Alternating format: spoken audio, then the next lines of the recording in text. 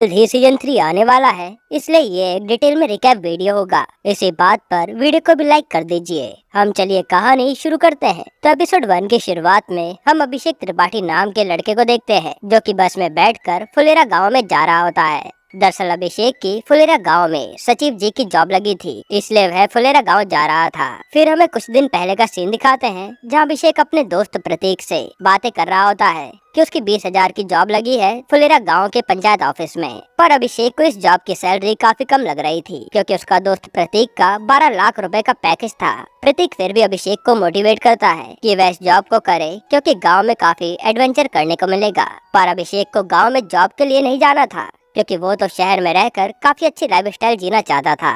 लेकिन अभिषेक इस उम्र में खाली भी नहीं बैठ सकता था, तो वह इस पंचायत सेक्रेटरी की जॉब के लिए मान जाता है। अब हमें प्रेजेंट टाइम का सीन दिखाते हैं, जहां अभिषेक बस से उतरता है और अपनी बाइक निकालकर फुलेरा गांव के पंचायत ऑफिस की तरफ जाता है। उसके बाद हम देखते हैं कि गांव के उप प्रधान प्रहलाद पांडे और विकास, जो पंचायत ऑफिस असिस्टेंट है, वो दोनों सचिव अभिषेक का वेट कर रहे होते हैं। तब एकदम से अभिषेक अपनी बाइक से पंचायत ऑफिस पहुंचता है, जहां प्रहलाद और विकास अपना परिचय देकर सचिव जी का वेलकम करते हैं और कहते हैं कि उनके लिए अंदर रहने की पूरी व्यवस्था कर दी है। सचिव जी तब पंचायत ऑफिस में ताला लगा देखकर ऑफिस खोलने के लिए कहते हैं। तब प्रहलाद कहता है कि चाबी तो प्रधान जी के पास है और वह जल्दी आते होंगे। तब प्रहलाद और विकास अभिषेक को बताते हैं कि गांव के असली प्रधान तो मंजू देवी हैं, पर उनके पति ब्रजभूषण दुबे जी पंचायत ऑफिस संभालते हैं, इसलिए सब लोग उन्हें प्रधान कहते हैं। इसके बाद प्रधान जी अब खेतों से लोटा लेकर आते हैं और हैंडपंप में अपना हाथ धोकर सचिव जी से बातें करते हैं। फिर जैसे प्रधान जी ऑफिस की चाबी निकालते हैं, तो जेब में चाबी नहीं होती, मतलब कि प्रधान जी ने सोच करते हुए चाबी कहीं गिरा दी। तब सचिव जी प्रधान जी के साथ खेतों में चाबी ढूंढने जाते हैं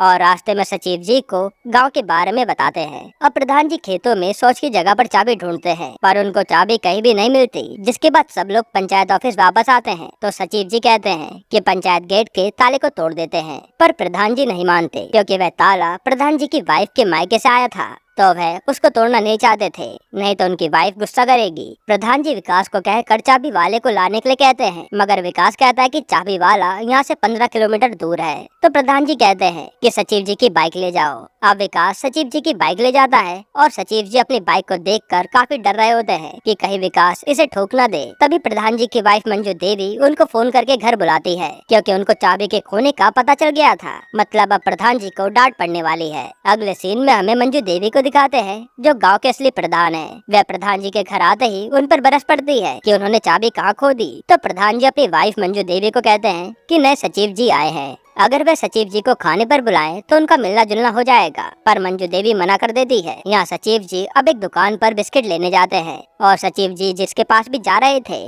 वह पूछे जा रहा था कि आप कौन हो और क्या करने आए हो। और सचिव जी लाइन से सबको बताते रहते हैं कि वह पंचायत ऑफिस का नया सचिव है, जिससे वह थोड़ा फ्रस्ट्रेट हो गए थे। इसके बाद विकास अब सचिव जी की बाइक लेकर आता है, तो बाइक का इंडिकेटर टूटा हुआ था। ये देखकर सचिव जी को बहुत गुस्सा आता है। फिर विकास बताता है कि चाबी बनाने वाले की बीवी का बच्चा होने वाला है। तो मिस्त्री को रास्ते में कॉल आया और वह चला गया। तभी रास्ते में उनकी बाइक एक भैंस से टकरा गई और इंडिकेटर टूट गया। सचिव जी अब विकास को गुस्से में कहते हैं कि प्रधान जी को कहो कि ये ताला तोड़ना ही पड़ेगा, और विकास प्रधान जी को फोन करके बोल देता है। जिसके बाद प्रधान जी उनकी वाइफ को ताला तोड़ने के लिए मनाते हैं कि अगर पंचायत ऑफिस नहीं खुला तो सचिव जी को उनके घर पर आकर रहना पड़ेगा। तब मंजू देवी सोचती है कि उनके घर में उनकी जवान बेटी है, इसलिए वे प्रधान जी को ताला तोड़ने की अनुमति दे देती है और ये भी बोलती है कि सचिव जी को रात में खाने पर बुला लो। रात को अब सचिव जी प्रधान जी के यहाँ खाने पर जाते हैं, जहाँ प्रधान जी और सचिव जी खाना खाते हैं। तब मंजू देवी काफी चिड़ी हुई लग रही थी। थोड़ी देर बाद विकास का फोन आता है कि ताला टूट गया।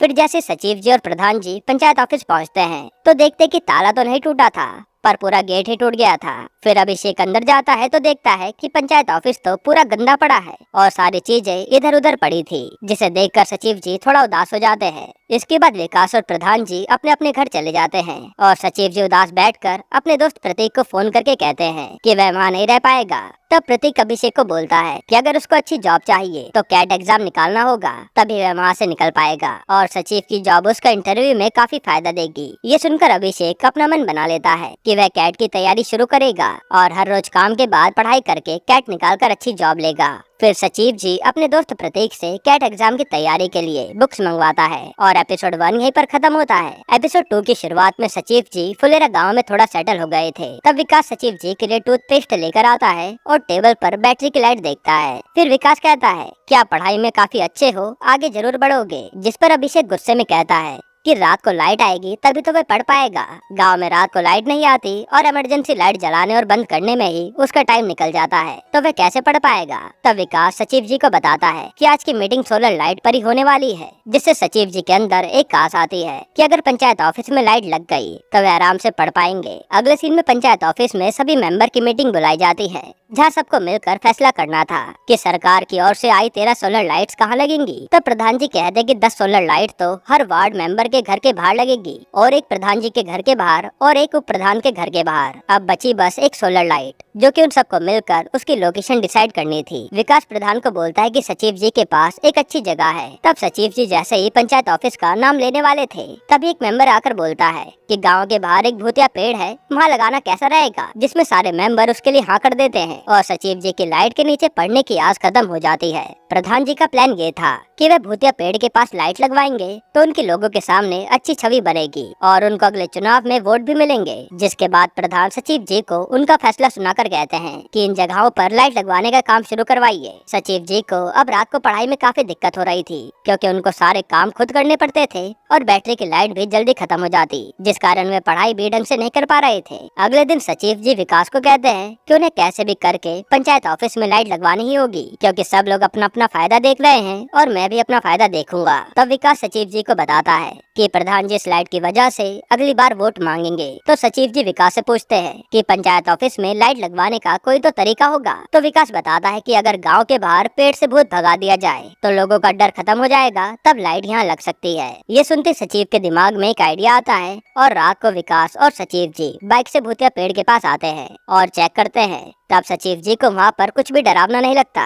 फिर सचिव जी विकास से पूछते हैं कि आखिरी बार इस पेड़ ने किसको डराया था। तब विकास बोलता है कि 2 साल से अभी तक किसी को नहीं डराया। फिर विकास बताता है कि इस पेड़ के सामने से लोग डर कर भागते हैं और प्रधान की वाइफ मंजू देवी तो यहाँ पर 2 बार बाइक से गिर चुकी हैं। सचिव जी बोलते हैं कि हमें पता करना होगा कि आखिरी बार इस पेड़ ने किसको डराया था, तभी हमारा काम हो पाएगा। अगले दिन विकास और सचिव जी गांव के लोगों के घर घर जाकर पूछते हैं कि किसी को पेड़ ने डराया है क्या, पर सब ऐसे ही एक दूसरे का नाम लेते हैं और कुछ लोग तो सिर्फ छोटी छोटी बातें कहते हैं। फिर सचिव जी वहाँ के मास्टर जी के पास जाते हैं, जिनको सबसे पहले भूतिया पेड़ ने डराया था। मास्टर जी बड़े ही सीरियस तरीके से बताते हैं कि उन्होंने पेड़ को उनके पीछे भागते हुए देखा और वह बचकर भाग आए। तब सचिव जी को मास्टर की बातें काफी झूठी लगती है और सचिव जी आते हुए मास्टर जी को कहते हैं कि स्कूल कैसा चल रहा है। मास्टर जी कहते बहुत बढ़िया। तब सचिव जी कहते कि ये सब डीएम मैडम पूछ रही थी, क्योंकि वह उनसे मिलता रहता है। फिर सचिव जी ये भी कहते हैं कि वह डीएम मैडम को बताएगा कि विज्ञान के मास्टर को भूत दिख रहे हैं, जिससे मास्टर जी थोड़ा डर जाते हैं और सचिव जी वहाँ से चले जाते हैं। अब रात को मास्टर जी आकर सचिव जी को बताते हैं कि डीएम मैडम को कुछ न बताइएगा। दरअसल बात ऐसी है कि मास्टर जी ने उस रात चिलम मार ली थी, इसलिए उनको नशे में ऐसा लग रहा था कि पेड़ उनका पीछा कर रहा है और ये बात पूरे गाँव में फैल गयी, जिसकी वजह से सब लोग डरने लगे। अब अगले दिन मास्टर जी प्रधान जी के सामने सच कबूल कर लेते हैं और मंजू देवी मास्टर जी को चप्पल से मारती है, क्योंकि भूतिया पेड़ की वजह से वे 2 बार गिरी थी। फिर मास्टर जी प्रधान से माफी मांगकर ये बात गांव में न बताने के लिए कहते हैं और वहां से चले जाते हैं। अब सचिव जी प्रधान को आइडिया देते हैं कि प्रधान जी अब 3 दिन तक भूतिया पेड़ के नीचे सोएंगे, जिससे पब्लिक को विश्वास हो जाएगा कि वहाँ पर भूत नहीं है और इलेक्शन में प्रधान जी ये कहकर वोट मांगेंगे कि उन्होंने गांव से भूत भगाया है। जिसके बाद प्रधान जी पूछते हैं कि वह सोलर लाइट कहाँ लगवाएंगे। तब विकास कहता है कि पंचायत ऑफिस में, जिसे सुनकर प्रधान जी काफी अजीब सा मुंह बनाते हैं, लेकिन तभी कहते हैं कि ये तो काफी अच्छा आइडिया है। जिसके बाद पंचायत ऑफिस में सोलर लाइट लगवा दी जाती है और प्रधान जी भूतिया पेड़ के पास जाकर 3 दिन डर डर के रहते हैं, जिससे लोगों का भूतिया पेड़ से डर खत्म हो जाता है और फाइनली सचिव जी को पढ़ाई करने के लिए सोलर लाइट मिल जाती है। यहीं पर एपिसोड 2 खत्म होता है। एपिसोड 3 की शुरुआत में सचिव जी विकास के साथ नई कुर्सी लेकर आ रहे होते हैं। तब रास्ते में प्रधान जी सचिव जी की नई कुर्सी देखकर उनको बधाई देते हैं, जिसके बाद सचिव जी वहाँ से चले जाते हैं। पर परमेश्वर नाम का आदमी प्रधान जी को कहता है कि आपकी कुर्सी में तो चक्का नहीं है,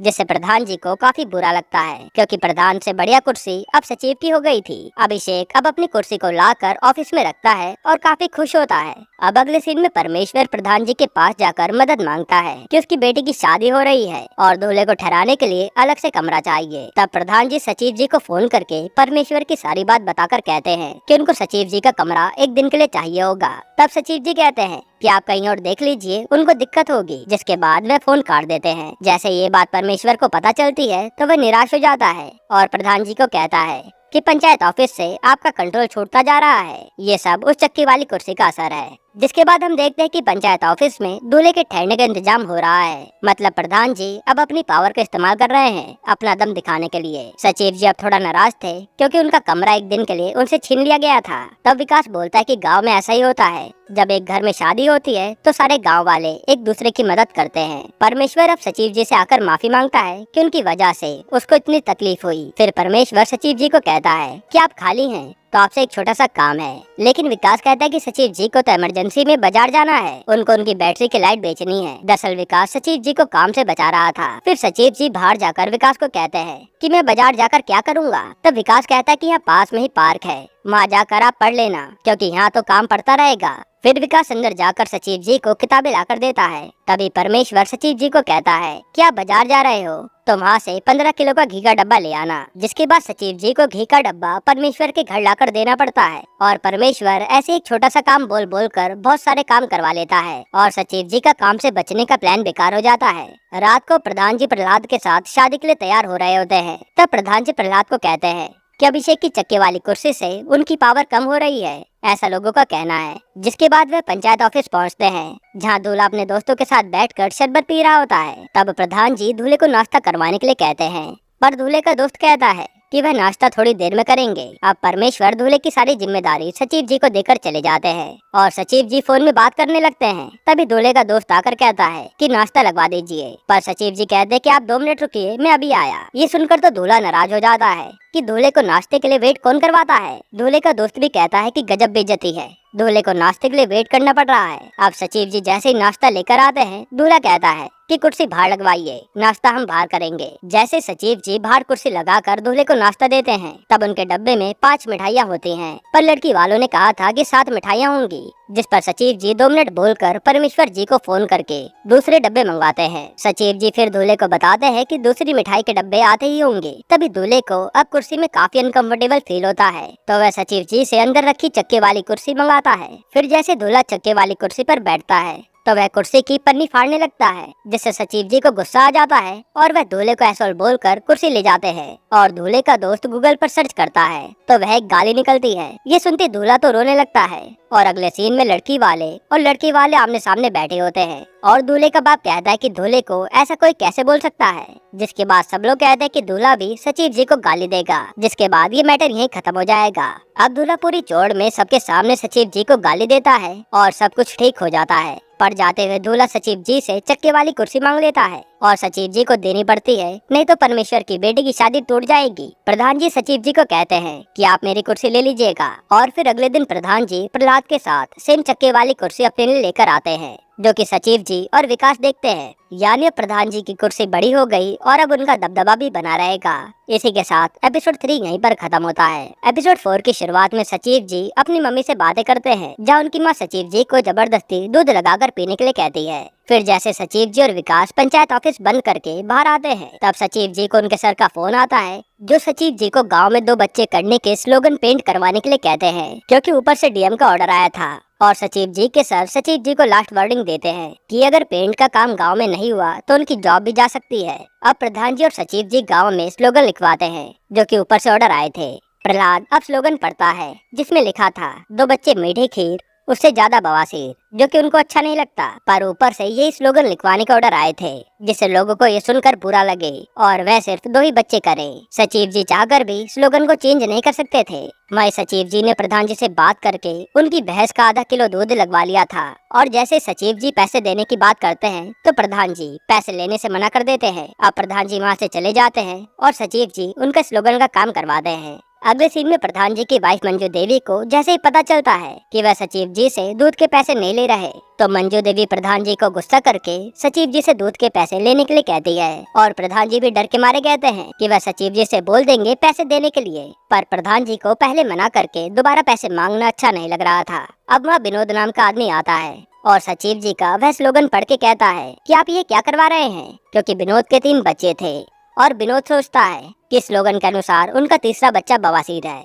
जिसके बाद वह गांव वालों को बुलाकर बवाल कर देता है, क्योंकि गांव में ज्यादातर लोगों के 3 या 4 बच्चे होते हैं और वह कहते हैं कि वह प्रधान को इस साल वोट नहीं देंगे क्योंकि वह स्लोगन वही लिखवा रहा है। तब सचिव जी ये बात जाकर प्रधान जी को बताते हैं, तो प्रधान जी कहते हैं कि सारे स्लोगन हटवा दीजिए क्योंकि मुझे वोट नहीं मिलेंगे। पर अगर सचिव जी ये स्लोगन नहीं लिखवाएंगे तो उनकी जॉब चली जाएगी। प्रधान जी अब सचिव जी को लौकी लेकर उनके सर से बात करने के लिए भेज देते हैं ताकि वह स्लोगन हटवाने के लिए मान जाएं। तब सचिव जी के सर स्लोगन चेंज करने के लिए बिल्कुल ही मना कर देते हैं और बोलते हैं कि डीएम ने यही स्लोगन लिखने के लिए कहा है, तो वह बिल्कुल चेंज नहीं हो सकते और वो लौकी भी रख लेते हैं। फिर सचिव जी रात को प्रधान जी को सब बताकर कहते हैं कि स्लोगन वही लिखने होंगे, नहीं तो डीएम प्रधान और सचिव दोनों को ही सस्पेंड कर देगी। पर प्रधान जी नहीं मानते क्योंकि अगर वो स्लोगन लिखने गए तो उनको वोट नहीं मिलेंगे। अब सचिव जी के जाने के बाद मंजू देवी प्रधान से कहती है कि सचिव जी से आप दूध के पैसे मांगोगे नहीं और जो बात सही है स्लोगन लिखवाने की वो करोगी भी नहीं, ताकि लोगों को बुरा न लग जाए। ऐसा कब तक चलेगा? जो सुनते ही प्रधान जी गुस्से में सो जाते हैं। अगले दिन प्रधान जी सचिव जी को फोन करके मीटिंग रखवाते हैं और मीटिंग में कहते हैं कि स्लोगन वही रहेगा, अगर कोई बोले तो कह देना कि ये सब प्रधान की जिम्मेदारी है। तब प्रहलाद, विकास और सचिव जी कहते हैं कि वह प्रधान जी के साथ है, तो सारे मेंबर प्रधान जी के साथ इस स्लोगन में जिम्मेदारी लेने को तैयार हो जाते हैं। थोड़ी देर बाद सचिव जी के सर फोन करके कहते हैं कि वह स्लोगन लिखना अब जरूरी नहीं है क्योंकि दूसरे गांव के एक आदमी ने इस स्लोगन को पढ़ के पंचायत ऑफिस को ही जला दिया। जिसके बाद वह फोन काट देते हैं। सचिव जी ये बात सुनकर डर जाते हैं और प्रधान जी से कहते हैं कि उनको ये स्लोगन वापस लेने होंगे, नहीं तो क्या पता लोग उनके पंचायत ऑफिस को भी जला दे। पर प्रधान जी नहीं मानते और सचिव जी को भी बोल देते हैं कि उनको 750 रुपए देने होंगे दूध के। अब सारे गाँव में वही स्लोगन लिखवा दिया जाता है और मंजू देवी भी प्रधान जी के डिसीजन से काफी खुश होती हैं। वही सचिव जी भी दूध की फोटो उनकी मम्मी को भेजते हैं। यहीं पर एपिसोड 4 खत्म होता है। एपिसोड 5 की शुरुआत में सचिव जी अपने दोस्त प्रतीक की फोटो देखते हैं जो कि वीकेंड पे अपने दोस्तों के साथ दारू पार्टी कर रहा था। जिसके बाद सचिव जी भी ठेके से 2 बियर की बोतल लेकर आते हैं और अपने भी बियर के साथ फोटो खींचते हैं ताकि उसके दोस्त को लगे कि वो भी यहाँ पर एंजॉय कर रहा है। जिसके बाद सचिव जी बियर पीकर सो जाते हैं। फिर अगले दिन सचिव जी सुबह उठकर देखते हैं तो उनके ऑफिस से मॉनिटर चोरी हो गया था क्योंकि सचिव जी रात को नशे में गेट खुला छोड़कर सो गए थे। सचिव जी ये सारी बात फोन करके प्रधान जी को बताते हैं तो वे फटाफट भागकर पंचायत ऑफिस पहुंचते हैं और आते सचिव जी पर गुस्सा करने लगते हैं क्योंकि सचिव जी की लापरवाही से वो मॉनिटर चोरी हो गया। प्रधान जी गुस्से में सचिव जी को यहाँ तक बोल देते हैं कि आप अपना कमरा कहीं और देख लीजिए। अब प्रहलाद और सचिव जी पुलिस के पास चोरी की कंप्लेन करने के लिए जाते हैं तो वहाँ का इंस्पेक्टर काफी अजीब अजीब सवाल पूछता है जिससे सचिव जी की पुलिस वाले से बहस हो जाती है। पर प्रहलाद बात को संभालता है। फिर जैसे सचिव जी अपने लिए रूम ढूंढने की बात करते हैं तब प्रहलाद बोलता है कि प्रधान जी की बात का आप बुरा मत मानिए, वह बस गुस्से में ऐसा बोल गए हैं। सचिव जी प्रहलाद की बात नहीं मानते। तब प्रहलाद कहता है कि अभी महीने के बीच में आपको कहीं भी रूम नहीं मिलेगा, महीने के एंड में रूम ढूंढिएगा, तब तक शायद प्रधान जी भी मान जाए। फिर सचिव जी अब वापस पंचायत ऑफिस चले जाते हैं। इधर प्रधान के घर मंजू देवी प्रधान जी को बोलती है कि सचिव जी के साथ ऐसा मत करिए, आप भी तो नशे में ऐसे कांड कर ही देते हैं। पर प्रधान जी कहते हैं कि हमने जो सचिव जी से कहा वो एकदम सही कहा और तुम ज्यादा उनकी तरफ ना बोलो। अगले सीन में पुलिस इंस्पेक्टर पंचायत ऑफिस में आकर इन्वेस्टिगेशन करता है और सचिव जी से कहता है कि आप 2 बोतल में ही टाइट हो गए, बड़ी कम कैपेसिटी आपकी। उसके बाद इंस्पेक्टर मॉनिटर रखने की जगह पर चेक करता है और आइडिया लगाता है कि चोर मॉनिटर कैसे लेकर भागा होगा। फिर इंस्पेक्टर सचिव जी के रूम में कैट की किताबें देखता है और पूछता है कि महीने में आप कितनी बियर पीते हो।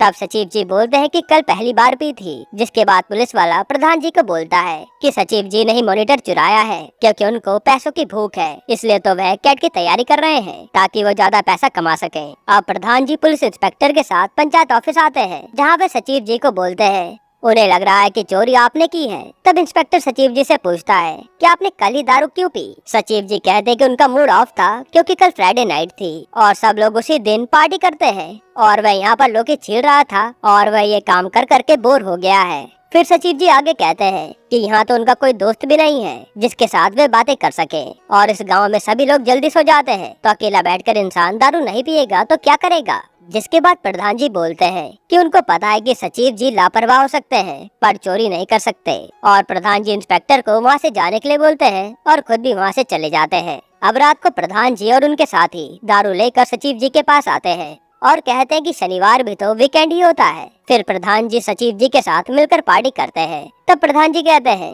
कि जो आपने बात बोली कि आपका यहाँ पर कोई दोस्त नहीं है, ये बात उनके दिल पर लग गई, क्योंकि हम सब हैं तो आपके दोस्त और आपको नया रूम ढूंढने की जरूरत नहीं है। सचिव जी कहते हैं कि वह नया मॉनिटर लाकर दे देंगे, पर प्रधान जी कहते हैं कि हम सब मिलकर पैसे मिलाएंगे और सब सही हो जाता है। साथ ही प्रधान जी बाकी सबके साथ हंसी मजाक करके सेल्फी भी लेते हैं। अब अगले दिन जब सचिव जी सुबह उठकर बाहर आते हैं तो वह देखते हैं कि मॉनिटर गेट के बाहर पड़ा है। दरअसल गांव का कोई आदमी टीवी समझकर मॉनिटर चुरा कर ले गया था। फिर जब उसे पता चला कि वह टीवी नहीं है तो वह सॉरी का लेटर लिखकर वापस रख गया। इसी के साथ एपिसोड 5 खत्म होता है। एपिसोड 6 की शुरुआत में सचिव जी बाजार जाकर अपनी पासपोर्ट साइज फोटो खिंचवाते हैं ताकि वह कैट के एग्जाम फॉर्म में उसे लगा सके। तभी बाहर से लड़ने की आवाज आती है। दरअसल सचिव जी की बाइक पर कोई बबलू नाम का आदमी बैठ रहा था, तो विकास की उससे बहस हो गई थी और सचिव जी भी बबलू से लड़ने लगते हैं। फिर बबलू अपने साथी को फोन करके आने के लिए कहता है ताकि वह सचिव जी और विकास को सबक सिखा सके। तब सचिव जी और विकास वहाँ से चले जाते हैं और बबलू जाते हुए सचिव जी को धमकाता है कि जब वह पासपोर्ट साइज फोटो लेने आएगा तो वह उनको नहीं छोड़ेगा। अगले सीन में विकास प्रधान जी को फोन करके सब बताने के लिए कहता है, मगर सचिव जी बोलते हैं कि उनको फालतू के लफड़े में नहीं पड़ना। तब विकास कहता है कि प्रधान जी को बोल देंगे तो वह मामला संभाल लेंगे, आत्मसम्मान भी कोई चीज होती है। पर सचिव जी मना कर देते हैं। असल में सचिव जी थोड़ा डर गए थे। इसके बाद सचिव जी अब चुपके से फोटो वाले के पास फोटो लेने जाते हैं। तब फोटो वाला कहता है कि आपकी हमारे गांव वालों से लड़ाई हुई है तो आप हमारे भी दुश्मन हुए और बबलू ने आपकी फोटो जबरदस्ती डिलीट करवा दी। जिसके बाद फोटो वाला बबलू को फोन करने वाला होता है। तब सचिव जी वहाँ से भाग जाते हैं और वो पंचायत ऑफिस में विकास को कहते हैं कि कल वे यहाँ सचिव जी की पासपोर्ट साइज फोटो खींचेंगे, क्योंकि बबलू ने तो उसकी फोटो डिलीट करवा दी है। जिस पर विकास कहता है कि अभी भी वक्त है, प्रधान जी को बता देते हैं। फिर सचिव जी अब रात को बैठकर पढ़ रहे थे, तभी बबलू सचिव जी को फोन करके गाली गलौज करने लगता है और सचिव जी को कल 3 बजे मैदान में मिलने के लिए कहता है। जिसके बाद सचिव जी भी गुस्से में कहते हैं कि कल मैं आ रहा हूँ और तुम लोगों को नंगा नचवाऊंगा। अगले दिन सचिव जी ने प्रधान जी को सब बता दिया था और प्रधान जी कहते हैं कि वह सब देख लेंगे, बस एक राइफल लेकर जाना है, बाकी सारा मैटर संभल जाएगा। और इससे सचिव जी डर जाते हैं कि कहीं खून खराबा न हो जाए। अगले सीन में सचिव जी और विकास एक बाइक पर और दूसरी बाइक पे प्रधान जी और प्रहलाद गन लेकर बबलू से लड़ने जाते हैं। अब जैसे सचिव जी और विकास बबलू की गैंग के पास पहुँचते हैं तो वह देखते हैं कि प्रधान जी अभी तक नहीं आए हैं। दरअसल प्रधान जी की बाइक का टायर पंचर हो गया था, इसलिए वह रास्ते में फंस गए। सचिव जी प्रधान जी को फोन करके जल्दी आने के लिए कहते हैं। तब तक बबलू अपनी बेल्ट निकालकर उसके आदमियों के साथ सचिव और विकास को घेर लेता है। फिर बबलू सचिव जी और विकास को नंगा करके नाचने के लिए कहता है, पर तब तक प्रधान जी वहाँ जाते हैं। अब प्रधान जी बबलू को धमकाने लगते हैं। तभी बबलू प्रधान जी को धक्का देता है, जिससे वह नीचे गिर जाते हैं और वह बंदूक भी कोई काम नहीं आती। यह देखकर सचिव जी का माथा घूम जाता है कि कोई आदमी उनके प्रधान जी के साथ ऐसा कैसे कर सकता है। तो सचिव जी पागलों की तरह बबलू के आदमी को मारने के लिए भागते हैं, जिससे बबलू और उसके आदमी की हालत खराब हो जाती है और वह डर के भाग जाते हैं। तभी प्रधान जी और विकास सचिव जी को बबलू को मारने से रोक लेते हैं और सचिव जी बबलू को कहते हैं कि हम तेरे भले के लिए ही कह रहे थे, क्योंकि बाइक उस समय सिंगल स्टैंड पर खड़ी थी और तो उससे गिर जाता। जिसके बाद सचिव जी डेमो भी देते हैं और खुद बाइक से गिर जाते हैं और उन्हें चोट भी लग जाती है। हालांकि अब ये मैटर यहीं पर खत्म हो जाता है। अब थोड़े दिन बाद सचिव जी पासपोर्ट साइज फोटो खिंचवाते हैं और कैट का एग्जाम फॉर्म भर देते हैं। यहीं पर एपिसोड 6 खत्म होता है। एपिसोड 7 की शुरुआत में पंचायत ऑफिस में सचिव जी, विकास और प्रधान जी बैठकर चाय पी रहे होते हैं। तब विकास प्रधान जी से पूछता है कि उनकी बेटी रिंकी का रिश्ता होने वाला था, उसका क्या हुआ। तब प्रधान जी कहते हैं कि लड़के वाले 20 लाख रुपए दहेज में मांग रहे हैं, बस यहीं पर बात अटकी हुई है और लड़का 1 लाख रुपए महीने कमाता है। फिर विकास सचिव जी से पूछता है कि अगर वह 1 लाख रुपए कमाते तो कितना दहेज मांगते। तो सचिव जी बोलते हैं कि वह दहेज नहीं लेंगे, क्योंकि वह दहेज के खिलाफ है। इस पर प्रधान जी बोल पड़ते हैं कि 20,000 की नौकरी में आपको ज्यादा दहेज मिलेगा भी नहीं। सचिव जी बता दे कि वह कैट एग्जाम दे रहे हैं, जिसके बाद उनकी सैलरी महीने की कम से कम 1 लाख रुपए हो जाएगी। जिसको सुनकर प्रधान जी थोड़ा मुस्कुराते हैं। अगले सीन में दीनबंधु नाम का आदमी पंचायत ऑफिस में उसके बच्चे का बर्थ सर्टिफिकेट का फॉर्म भरने आता है, जहाँ दीनबंधु ने उसके बच्चे का नाम आत्माराम रखा था, जो कि काफी ओल्ड फैशन नाम था। तब विकास सचिव जी से कोई मॉडर्न नाम पूछता है तो सचिव जी आरव बोलते हैं, पर दीनबंधु को नाम पसंद नहीं आता। फिर जब सचिव जी बताते हैं कि अक्षय कुमार के बेटे का नाम भी आरव है, ये सुनकर दीनबंधु काफी खुश हो जाता है और उसकी बीवी से बात करके उसके बेटे का नाम आरव रखने को कहता है। फिर दीनबंधु के जाने के बाद सचिव जी विकास को कहते हैं कि उन्हें इन सब मैटरों में नहीं फंसाए करे। इधर प्रधान जी अपने घर में मंजू देवी से पूछते हैं कि अगर कोई आदमी दहेज ना ले रहा हो तो वो आदमी कैसा होगा। मंजू देवी कहते हैं कि उसमें जरूर कोई दिक्कत होगी, जिसके बाद प्रधान जी कहते हैं कि वह उनकी बेटी रिंकी की शादी सचिव जी से करने की सोच रहे हैं, क्योंकि वह एक तो सेम कास्ट के हैं और सचिव जी दहेज लोभी भी नहीं है। पर मंजू देवी को सचिव जी की सैलरी काफी कम लग रही थी। तब प्रधान जी मंजू देवी को बोलते हैं कि सचिव जी कैट की तैयारी कर रहे हैं, एक बार वह क्लियर कर लेंगे तो उनकी सैलरी कम से कम 1 लाख रुपए होगी, जिससे रिंकी भी उनके साथ खुश रहेगी। पर मंजू देवी को दूसरा लड़का सही लग रहा था, क्योंकि कैट एग्जाम निकालना काफी कठिन होता है, तो सचिव जी का चांस काफी कम था। अब पंचायत ऑफिस में सचिव जी विकास को घर जल्दी भेज देते हैं ताकि वह आराम से अपनी पढ़ाई कर सके, क्योंकि एग्जाम आने वाले थे। तभी हम देखते हैं कि दीनबंधु की वाइफ सुषमा सचिव जी को ढूंढते हुए पंचायत ऑफिस आती है और वह सचिव जी को दोष देती है, क्योंकि सुषमा ने काफी सोच समझ के उसके बच्चे का नाम आत्माराम रखा था, जो कि सचिव जी ने बदल दिया। जिसके बाद सुषमा और उसके पति में बहस हो जाती है और वह दोनों नया बर्थ सर्टिफिकेट फॉर्म लेकर चले जाते हैं। वहीं प्रधान जी सचिव जी को व्हाट्सएप क्वेश्चन भेजकर टेस्ट करते हैं कि उनकी तैयारी कैसी चल रही है। प्रधान जी का सोचना था कि अगर सचिव जी कैट क्लियर कर ले तो वे अपनी बेटी की शादी की बात उनसे करेंगे। अब रात को प्रधान जी पंचायत ऑफिस में सचिव जी का टेस्ट लेते हैं, जहां वे सारे क्वेश्चन सॉल्व कर देते हैं। ये देखकर प्रधान जी को यकीन हो जाता है कि सचिव जी कैट निकाल ही लेंगे। तभी प्रधान जी को मंजू देवी का कॉल आता है और वह चले जाते हैं। अगले सीन में सब लोग दीनबंधु के घर पहुँचते हैं, जहाँ दीनबंधु के बच्चे का नाम डिसाइड करना था। तब सचिव जी सलाह देते हैं कि बच्चे के सामने 2 उंगली रखो और दोनों में एक एक नाम रखना। बच्चे ने जो उंगली पकड़ी उसका नाम वही रख दो। ये बात सब मान लेते हैं। इधर प्रधान जी के दिमाग में उनकी बेटी के लिए सचिव जी का नाम घूम रहा था। वही मंजू देवी दहेज मांगने वाले लड़के से बात करने को सोच रही थी, क्योंकि उसकी सैलरी ज्यादा थी। अब एक तरफ दीनबंधु उंगली चूज करवाता है, जहाँ उसके बच्चे का नाम आरव आता है, और इस तरफ प्रधान जी और मंजू देवी रिंकी से एक उंगली पकड़ने को कहते हैं, जहाँ वह सचिव जी की उंगली पकड़ती है। फिर कुछ दिनों बाद सचिव जी एग्जाम देकर आते हैं और चुपचाप रूम में चले जाते हैं, मतलब उनका एग्जाम खराब गया। इधर दीनबंधु के बच्चे का नाम बर्थ सर्टिफिकेट पर गलती से आवारा आ जाता है, जो कि विकास की गलती थी। यहीं पर एपिसोड 7 खत्म होता है। एपिसोड 8 की शुरुआत में सचिव जी काफी फ्रस्ट्रेटेड बैठे थे, क्योंकि उनका कैट का एग्जाम नहीं निकला और वे खुद को काफी भला बुरा कहते हैं। फिर थोड़ी देर बाद सचिव जी का गुस्सा शांत होता है और वे बाहर 26 जनवरी का बैनर लगवाते हैं। अब प्रधान जी आकर उनके 26 जनवरी का एक और बैनर पेड़ पर लगाने को बोलते हैं और मार्केट चले जाते हैं। तब सचिव जी विकास को कहते हैं कि असली प्रधान तो मंजू देवी है, तो उन्हीं को झंडा फहराना चाहिए। इस पर विकास कहता है कि हर साल उनके पति ही झंडा फहराते हैं, तो इस बार भी वही फहराएंगे। उसके बाद सचिव जी मंजू देवी के पास पेपर वर्क करने जाता है। तब मंजू देवी सचिव जी को कहती है कि हमने सुना आप एग्जाम में फेल हो गए, मन छोटा मत करिए, सबकी अपनी अपनी क्षमता होती है। ऐसा लग रहा था कि मंजू देवी सचिव जी को ताना मार रही है। तब सचिव जी फाइल देखकर कहते हैं कि मैंने सुना है आप 26 जनवरी को झंडा नहीं फहराती। बगल वाले गांव की लेडी भी प्रधान है और वह तो झंडा फहराती हैं और पेपर पर साइन भी करती हैं। सबकी अपनी अपनी क्षमता होती है। यह कहकर सचिव जी भी मंजू देवी को ताना मारते हैं और फिर वहाँ से चले जाते हैं। अगले सीन में प्रधान जी विकास को कहते हैं कि उनका 26 जनवरी का बैनर गांव के बाहर हाईवे पर लगा दिया जाए, ताकि उनका नाम लोगों में फैले। उसके बाद प्रधान जी घर जाते हैं तो मंजू देवी, जो कि असली प्रधान है, वो कहते कि इस बार झंडा वह फहराएंगी। और राष्ट्रीय गान सीखने के लिए उन्होंने एक आदमी को भी देख लिया है। वो कहते कि आपको बस मेरे लिए अच्छी सी साड़ी लेकर आनी है 26 जनवरी के लिए, बाकी मैं सब देख लूंगी। आप सचिव जी मंजू देवी को राष्ट्रीय गान सिखाने आते हैं और मंजू देवी को काफी देर तक राष्ट्रीय गान सिखाते हैं, पर मंजू देवी को तो वो याद ही नहीं हो रहा था।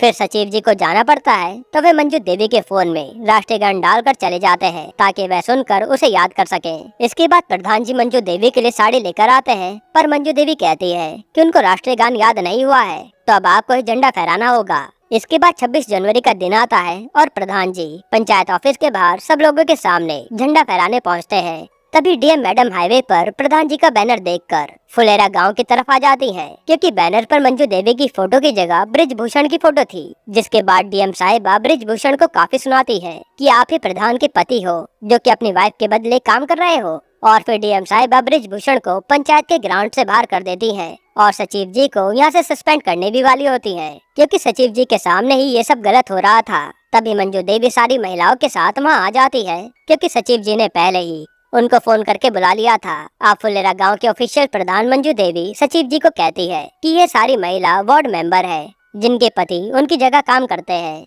और सचिव जी कहते हैं कि डीएम साहिबा उनको सस्पेंड कर रही हैं क्योंकि मंजू देवी की जगह उनके पति झंडा फहरा रहे थे।